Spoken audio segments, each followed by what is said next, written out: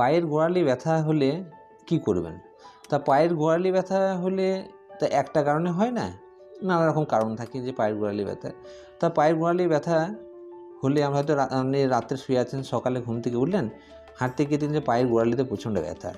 তা এটাকে আপনার রিউমেটয়েড আর্থ্রাইটিসের কারণে হতে পারে, শরীরে ক্যালসিয়াম বা ভিটামিন ডি শর্ট বা আপনার যদি ভিটামিন B12 কমের কারণে কিন্তু পায়ের গোড়ালিতে ব্যথা হতে পারে।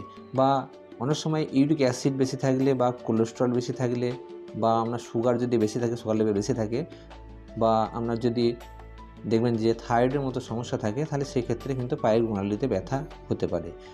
বা জেনারেশনে যদি পায়ের গোড়ালি ব্যথা থাকে, সেক্ষেত্রে আপনার পায়ের গোড়ালি ব্যথা হতে পারে। তা পায়ের গোড়ালিতে যদি হাড় বাড়ার সমস্যা থাকে, তো সেক্ষেত্রেও আপনার পায়ের গোড়ালি ব্যথা হতে পারে।